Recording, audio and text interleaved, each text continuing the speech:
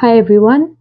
So today we'll be working on some more problem questions to find the area of squares and the sides if some of the information is given to us. So how to use the information given to find the unknowns. Okay.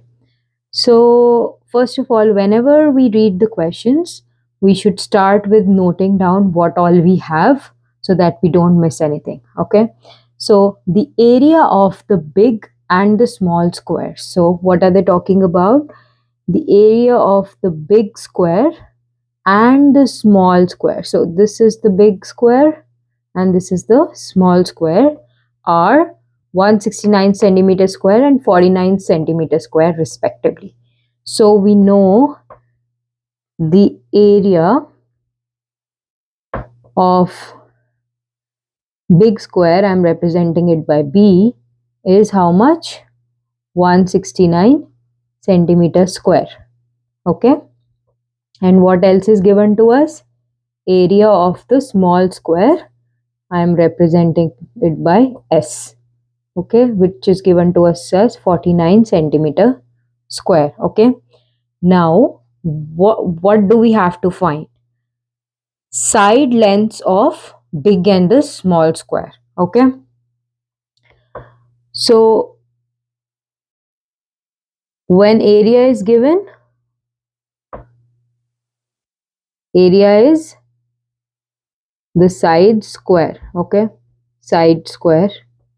So, if area is given to us, we take square root of this to give us the side.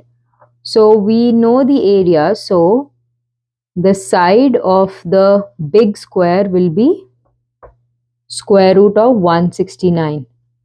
Square root of 169 is 13.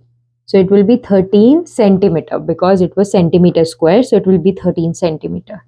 And now we have, so we can write here the side of the big square is 13 centimeter.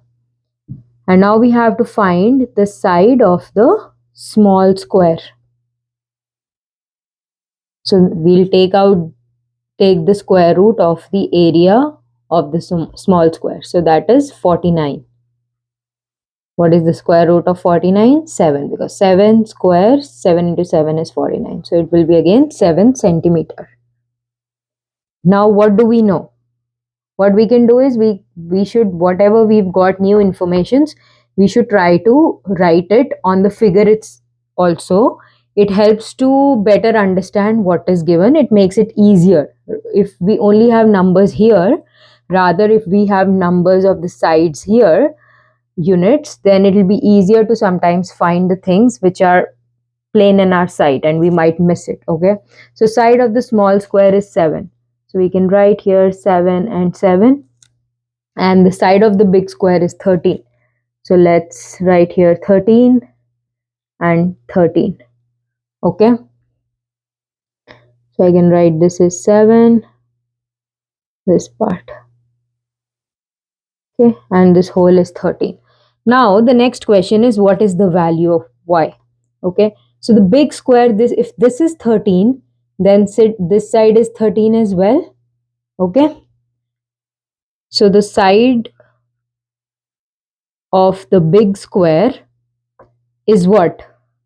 Total we know is 13, and also we can represent the side as one of the length is given to us, some of the part of the length of the big square is given to us as y, plus the 7 centimeter that we have found.